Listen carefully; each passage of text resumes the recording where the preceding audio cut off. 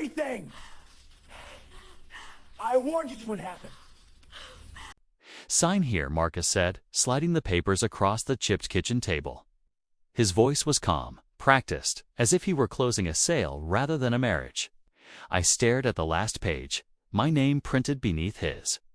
The house smelled of burnt coffee and disinfectant, the scent of erasure. You waited until the hospital bills came, I said. That's efficient. He exhaled, impatient.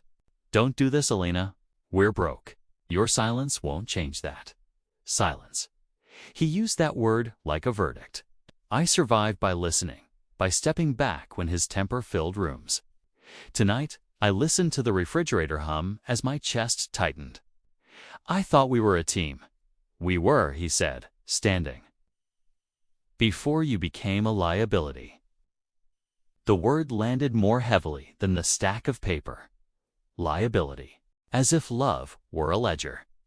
I remembered the night he promised to stay when my mother's diagnosis stole our sleep, his hand warm, his eyes steady. I remembered believing him. A knock rattled the door. We froze. Marcus frowned, checking his phone. I'm not expecting anyone. The knock came again, firmer. I stood, knees shaking, and opened it to find our neighbor, Mrs. Klein, holding a misdelivered envelope. Sorry, dear, she said. This came for you. The courier dropped it at my place. I thanked her, closed the door, and lingered on the thick cream paper. No return address. Marcus watched me, curious. Probably another bill, he said. I slid the envelope into my bag without opening it. Not now. Not with him watching. He scoffed, still hiding things. I hide bruises, I said quietly, surprising us both. Not papers, he stiffened. Careful. The word was a threat wrapped as advice. I sat, pen hovering. The signature line blurred. If I sign, I asked, what happens to the house? He didn't meet my eyes. We sell. I move on. You'll figure something out. I looked at the door. Then at the envelope, pressing against my ribs like a secret heartbeat insistent, pulsing with possibility and risk. Somewhere inside that sealed paper, something waited. I didn't know what it was yet. I only knew that Marcus didn't know either. And for the first time, that imbalance felt dangerous to both of us, like holding a key to a locked room neither of us had entered. I tucked my bag closer and inhaled slowly. He read my restraint as weakness, my patience as surrender. The kitchen clock hammered a warning with every tick. Consequences circled us just beyond the lamplight, growing sharper with each breath. Marcus thrust the pen at me again, sure he controlled the narrative. The doorbell split the silence, longer now, demanding. His confidence flickered. I felt nothing in return. The knocking wasn't rescue it, promised new terms, and I braced myself to choose when to listen. Tonight, I remained in my chair, silent and watching, learning how endings stretch out rather than arrive. How the balance of power often shifts quietly before anyone notices, how storms announce themselves not with thunder, but with a soft tremor underfoot, a warning the world is about to change. The man at the door wore a navy suit and an expression trained not to react. Alana Ruiz, he asked. That's me, I said. Marcus stepped closer, already showing concern. Is something wrong? I'm with Calder and Rowe, the man said, offering a card. It's private client services. We attempted delivery earlier. Marcus laughed lightly. We're not private clients. The man's eyes flicked to Marcus, then back to me. May I come in? I didn't answer. The envelope in my bag seemed to pulse. Tomorrow, I said. It's late. He nodded, unfazed. Of course. Please review the documents enclosed. Time is relevant. When the door closed, Marcus rounded on me. What the hell was that? Probably a mistake, I said. My voice sounded steadier than I felt. You said sign. He shoved the pen into my hand. Don't play games, I signed. The ink dried instantly, irreparable. Marcus exhaled, relief masquerading as victory. Good, I'll be out by morning. He left me the dishes, the debt, the echo of his footsteps. I waited until the lock clicked, then pulled the envelope free. Heavy, expensive. Inside, a letter crisp and folded once. Alina Ruiz, it began. You are hereby notified. My phone buzzed. Unknown number. I hesitated, then answered. Hello, Alina, a woman said, warm and precise. This is Mara Calder. I'm so sorry about the timing. Timing of what? A pause. Of your divorce. My throat tightened. How would we monitor family transitions? She said gently. It affects asset protection. Asset, the word echoed, misplaced. You have the wrong person? I don't, she said. Your grandmother, Sophia Ruiz, passed last week. The room tilted. She died years ago. Publicly, Mara said. Privately, she lived under guardianship after a contested estate dispute. She named you sole beneficiary. I sat down hard. Beneficiary of what? Another pause, heavier. Her holdings. Commercial properties, residential portfolios, international. My laugh broke. This is cruel. It's documented, Mara said, and contested. By who? By people who assumed you'd never surface, she replied. Your ex-husband, among them. The word ex was sliced cleanly. Marcus doesn't know my grandmother. He knows the Ruiz name, Mara said. He approached our firm 3 months ago. I closed my eyes. Delayed truths stacked like dominoes. Why tell me now? Because signatures trigger audits, she said. And you signed tonight. A knock slammed the door. I jumped. Marcus's voice cut through the woods. Alina, open up. We need to talk. Mara lowered her voice. Do not open that door. Everything changes if you do.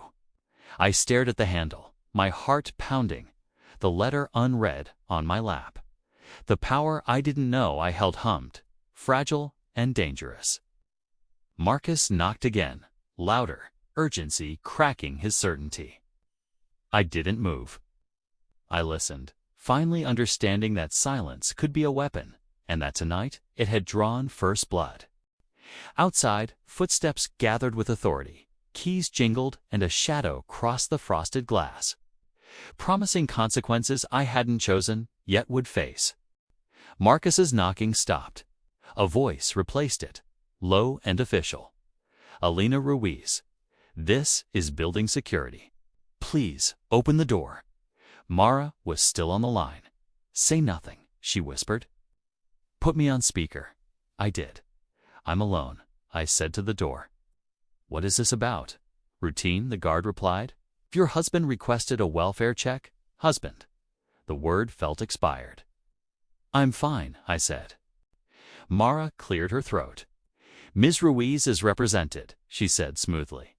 Any further communication should be scheduled. Silence stretched. Then we'll note that, the guard said. Footsteps retreated. Marcus didn't. His voice dropped, intimate, through the door. You think you're clever? Whatever that is, it's mine too. Mara's inhale was sharp. Do not engage. I need to understand, I said, keeping my voice even. Why him? Because he thought you were weak, Mara said. And weakness invites investors. I'm not an investor, I said. No, she replied. Your leverage? I slid down the wall, the letter shaking in my hand. Tell me what I signed. Divorce filings, flag changes, Mara said. Your grandmother's estate is structured through shells. The moment you altered marital status, dormant clauses activated. Clauses for what? Control, she said, and exposure. Marcus banged the door once, furious now. Open it. I flinched. What does he want? He wants proximity, Mara said. Information leaks through marriage. And now he's locked out, she said, which makes him dangerous. I laughed once. brittle. You're telling me this like it's a chess game. It is, Mara said. And you just moved without knowing the board. The envelope slid open further. Pages inside, dense with names and figures I couldn't decode yet. Why didn't my grandmother tell me? She tried, Mara said softly. You changed numbers. You disappeared. I swallowed. I was surviving. I know, she said. That's why she trusted you. The door handle rattled. Marcus's voice sharpened. If you don't open this door, I swear, threat noted, Mara said. Alina, listen to me. Pack essentials. Leave tonight. I have nowhere to go. You do, she replied. A hotel under our account. A driver downstairs. Downstairs, the word made my pulse spike. I don't see anyone, because you're not looking, she said. And because he is. The banging stopped. Too quiet, I held my breath. Did he leave? I whispered. Not entirely, Mara said. He called someone. A text buzzed my phone. Unknown contact. One line. Don't make me the villain. I stared at the words, at the door, at the papers that had turned my life into a contest. Somewhere below, an engine idled. Somewhere closer, a plan formed without my consent. I stood, steadying myself. What do I do first? Mara's answer was immediate. You choose yourself. The lights flickered, then steadied. My reflection in the dark window looked older, braver, unfinished. Outside, footsteps crossed, paused, returned. I lifted the bag, opened the door an inch, and stopped when my phone rang again without answering it yet. I didn't open the door. I slid the deadbolt instead, loud enough to be a statement. The phone kept ringing. I answered. Put the bag down, Marcus said, breathless. You don't know what you're holding. I know what I lost, I said. You? A car door closed below. Mara spoke over him, calm. Alina, the driver, is in position. Marcus laughed, brittle. You think she outruns me? I built her. You audited me, I said. You never saw me. Silence, then his voice softened. Dangerous. We can fix this. I can protect you. From you, I asked. A knock came again, a different rhythm. Ms. Ruiz, a woman called. Legal service? Marcus cursed. Don't answer that, Mara said. Answer that. I opened the door to a woman with a tablet and a badge. You've been served, she said gently. Temporary restraining order. Marcus's face drained. She can't, I can, I said. My voice surprised me. The woman handed papers.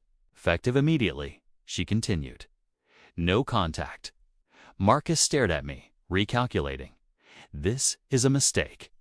Leave the officer behind, her said. When the door closed again, my knees buckled. Mara exhaled. Good, now go. Downstairs, the driver didn't look back. The city slid by, glass and rain. Where? I asked. Somewhere boring, Mara said. Safety is dull. My phone buzzed. Unknown, again. I didn't open it. At the hotel, keys waited. A room with clean lines, no history. Sleep, Mara said. Tomorrow, you listen. I don't understand any of this, I said. You don't need to, she replied. Not yet. I lay awake anyway. The letters spread on the bed. Names circled. Properties stacked. Power, abstract and heavy. I wasn't ready to hold it. I was ready to protect it. Morning brought a meeting room and 3 faces. Mara, a man with kind eyes. A woman who watched everything. Welcome, Mara said, to the truth. They didn't start with numbers. They started with motives. Your grandmother hid because men like your husband buy access, the man said. He tried, I said. Yes, the woman replied, and failed. A screen is lit. Marcus's emails appeared cautious, flattering, and probing. I felt sick. He planned this. He planned proximity, Mara said. He underestimated endurance. My phone vibrated again. A voicemail this time. I didn't play it. Today, Mara continued, you decide who speaks for you. I looked at the screen, then at my hands. Steady now. Not him, I said. Outside, sirens wailed and faded. The woman smiled once. Good, because he just made his next move. I felt the subtle yet undeniable shift. Fear hadn't vanished. It had organized itself. I wasn't powerful yet, but I was informed, and information steadies the spine. Somewhere, Marcus believed momentum belonged to him. I let that belief live a little longer. Control doesn't arrive with noise. It arrives when the other side stops noticing your breathing. I watched the door, counting seconds, knowing patience was no longer passive, but deliberate and quietly armed. The voicemail played before I could stop it. Marcus's voice was composed, public. Alina, there's confusion online. Call me. Let's clarify. Online? I asked. The woman with the watch eyes turned the screen. Headlines bloomed. Local accountant divorces quiet wife. Threads, comments, speculation. A photo of us at a charity dinner I barely remembered. He seeded it, Mara said. Narrative first, facts later. My chest tightened. He's making me small. He's making himself central, the man said. Different aim. My phone buzzed again. A message from a friend. Are you okay? People are saying things. What things? I asked. Mara didn't answer. She slid a tablet across. A forum post glowed. Anonymous but intimate. Claims of instability. Debt. Gratitude for a husband who tried. I never said that, I whispered. He did, the woman said. Through proxies, a canker sharpened my breath. Can we stop it? We can outlast it, Mara replied. Or we can redirect. Expose him, I said. Too fast. Not yet, she said. Truth needs timing. Timing again. Always delayed. What do I do? You speak, the man said. But not about money. I frowned. Then, about what? Boundaries, he said. Silence mistaken for weakness. A knock interrupted. Hotel staff with a cart. Water, fruit, a note. No signature. Just one line. Don't let him frame you. Who sent that? I asked. Mara checked her phone. A tenant association leader. Your grandmother protected them. Protected. The word warmed and scared me. They know me. They know her, the woman said. They'll know you when you show up. The screen pinged. A live invite. Marcus scheduled an interview. Noon. My name is in the title. He's forcing daylight, Mara said. He wants me to panic, I said. Kay wants you absent, she corrected. I stood, my legs held. I'll go live first. Mara's eyebrows lifted. 5 minutes. No details. One line. What line? I asked. She considered. Choose yourself. I opened my camera. The comments poured. Accusations, pity, curiosity. I breathed. I'm Alina Ruiz, I said. I'm safe. I'm not discussing finances. I'm asking for privacy. A pause. Then I added, cruelty is loud. Self-respect is quiet. The feed exploded. Hearts. Arguments. Silence in the room. My phone rang. Marcus? I didn't answer. Good, the woman said. Now we wait. We didn't wait long. An alert chimed. New filing. Emergency motion. Marcus's firm name is attached. Mara's smile thinned. He's escalating. I glanced at the window, at reflections stacking over the city. If I step forward, I said, there's no shrinking back. Mara nodded once. Growth isn't loud, she said. It's irreversible. I swallowed, then smiled, thin and steady. The room felt smaller, but my resolve felt exact, measured and finally mine alone at last. The door handle turned, firm and official. "Ms. Ruiz," a voice called. "We need to speak with you." Everyone looked at me. I straightened, feeling the center hold. "About what?" The voice answered, closer now. "About who owns the story next." I opened the door to 2 attorneys and a court clerk. Papers extended like a dare. "Emergency injunction," the clerk said. "Filed by Marcus Hale." Mara stepped beside me. "On what grounds?" "Marital assets," the attorney replied. "Risk of dissipation." I almost laughed. "I signed away everything." "Not everything," he said. "Not what he believes exists." Believes? The word mattered. "You don't know," I said. "That's why we're here," the other attorney replied. "To preserve." Mara's smile returned, razor thin. "We'll respond." They left us copies and urgency. The room exhaled. "He's guessing," I said. "Yes," Mara replied, "and guessing makes men reckless." My phone buzzed. A new post. "Marcus lives now." His face filled the screen, composed, injured. "I won't speak ill of Alina," he said. "I just want transparency." "Translation?" I asked. "He wants discovery," the woman said. "Fishing. He won't get it," I said, surprising myself. "Careful," the man said. "Confidence attracts attention." "So does cowardice," I replied. The tenant leader called. "They're scared," she said. "Rumors of sell-offs." "I won't sell," I said. "Say it," she urged. Out loud. I went live again, hands steady. "I'm not liquidating homes," I said. "People live there." Marcus interrupted with a duet, smiling sadly. "Promises aren't plans." I met the camera. "Plans don't require permission." The comments turned. "Not all." "Enough." An alert pinged. A subpoena attempt was denied procedural error. Mara squeezed my arm. First block. Marcus's smile cracked on screen. He leaned forward. "Alina, call me." "I won't," I said softly. "I don't negotiate through audiences." The feed cut. His interview ended early. We moved rooms, secured lines, documents spread like maps. "You're not ready for a full reveal," Mara said. "But you can signal stewardship." "How?" I asked. "By showing restraint," the man replied. "Power that doesn't rush." Another knock. This one is internal. Hotel security. "There's a gentleman downstairs insisting."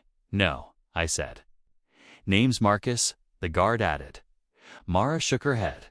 "Order stands." Minutes passed. My phone chimed once.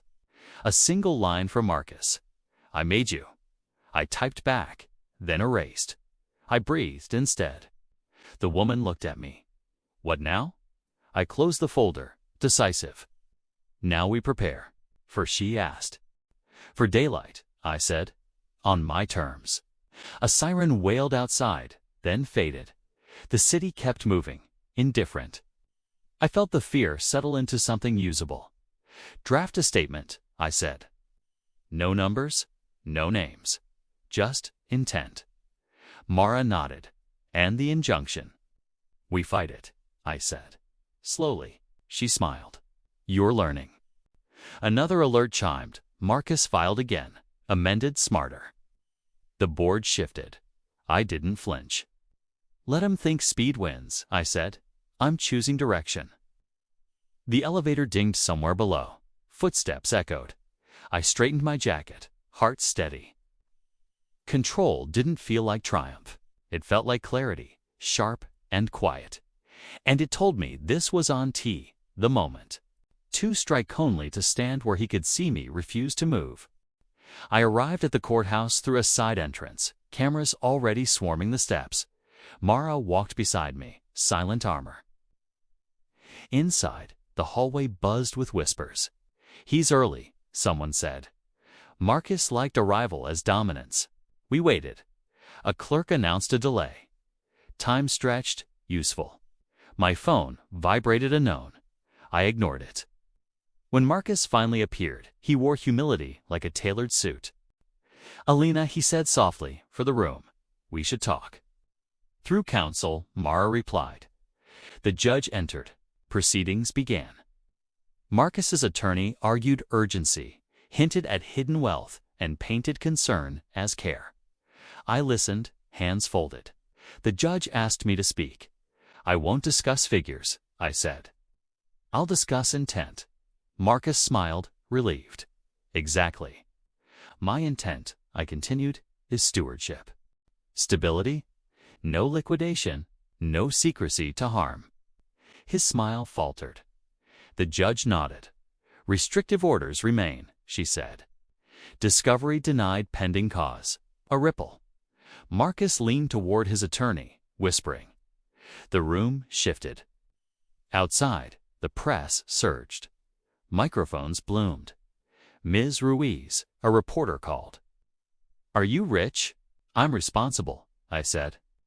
"There's a difference." Another voice cut in. "Mr. Hale claims you're hiding assets." I'm at the lens. "Truth doesn't hurry."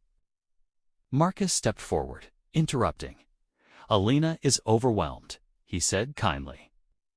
"I'm here to help." I looked at him, really looked. "Help doesn't demand credit," I said. "It offers cover." The crowd murmured. A phone pinged, screens lifted. Someone gasped. Mara's eyes flicked to hers. "Now," she murmured.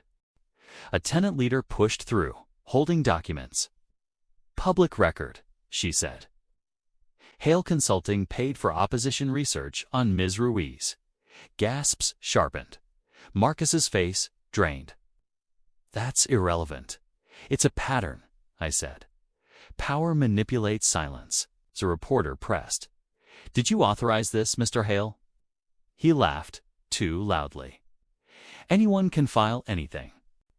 Mara raised a hand. "We're filing too," she said. "Today?" Sirens wailed nearby. A producer shouted about breaking news. Marcus stepped back, recalculating. My phone buzzed Mara again. "Message only." "Wait." I waited. The cameras rolled. Then another alert hit the crowd like a wave. A filing was posted. Not numbers. Names. Shells connected. Motives outlined. Marcus stared at my phone. "You wouldn't." "I didn't," I said. "They did." "Who?" he demanded. I turned to the steps, to the people watching. "The ones who lived there," I said. The crowd erupted. Security moved in. Marcus reached for my arm, but stopped short when officers closed the distance. "See you in court," he said, brittle. "See you in daylight," I replied. As he was escorted away from the steps, another call rang through the noise. "Private line. Urgent." Mara's voice cut clean. "They're appealing and leaking something personal. Are you ready?" I inhaled. "Steady." "No," I said, "but I'm done waiting." The line went dead. Around me, questions collided, names shouted, alliances forming. I felt the ground settle under my feet. Then a new alert flashed, unverified, intimate, designed to wound. My chest tightened as Mara's hand stilled me. Warning without words. Before the doors opened and the room gasped at once, waiting breathlessly. The leak spread fast, cruel and intimate, designed to bruise rather than prove. I stood before the microphones anyway. "This is what retaliation looks like," I said. "When power fears daylight, it reaches for shame." Marcus's statement followed within minutes, denial wrapped in concern. The judge didn't bite. Neither did the public. Receipts, surface payments, instructions, timing. Not everything at once. Enough. I filed my affidavit calmly. No theatrics. Facts stacked. Witnesses named. Tenants speaking. The court granted sanctions. His appeal stalled. His clients called. Some left, others watched. He tried to meet my eyes in the hallway. I didn't offer forgiveness. "Consequences don't require anger," I said. "They require accuracy." Weeks later, the ruling came. No marital claim. No access. Injunction permanent. Costs assessed. The room exhaled. Marcus didn't look small. He looked ordinary, which was worse. Outside, I spoke once more. Silence was never consent. I said, it was survival. I walked away from the steps without waving. The buildings stayed. Rents stabilized, repairs approved, names learned. I visited quietly, listened more than I spoke. Power softened when shared correctly. Mara met me at dusk on a rooftop I now owned without flaunting. You could sell, she said. I could, I replied. I won't. Why? Because control isn't extraction, I said. It is care. My phone buzzed. Marcus, one last time, through counsel. An apology drafted by fear. I declined to respond. That night, I packed the old kitchen table photo and set it down in a different room. Memory doesn't need custody. When the press asked for a final word, I gave them one line. Choose yourself before someone chooses you, smaller. The city hummed. Consequences rippled. I slept. In the morning, I signed one last document. Steady hand, clear mind. Not an ending, a direction. I wasn't powerful because I hadn't inherited anything. I was powerful because I learned the cost of my voice and willingly paid it. Strength didn't arrive loudly, it stayed. Justice felt ordinary after that, procedural and firm. Marcus entered into a settlement that barred him from my work and admitted misconduct without a spectacle. No jail, no pity, only loss of access. Reputation recalibrated by records he authored himself. People asked if I felt victorious. I felt aligned. Alignment lasts longer than applause. I kept my name, my quiet, my direction. If strength has a sound, it is the click of a door closing on a past that no longer argues. One chose myself, publicly, repeatedly, without permission. That choice multiplied. Tomorrow we'll ask for patience again, and I will answer with structure. Power won't love me, and that's fine. Respect is sufficient. The empire remains unnamed in headlines, intact in practice, alive in people's lives. This is the ending I earned. Clear eyes, clean hands, and a future that listens when I speak. I walk forward without looking back, because forward finally looks like home, and home no longer requires permission. From me, for me, by me, always chosen.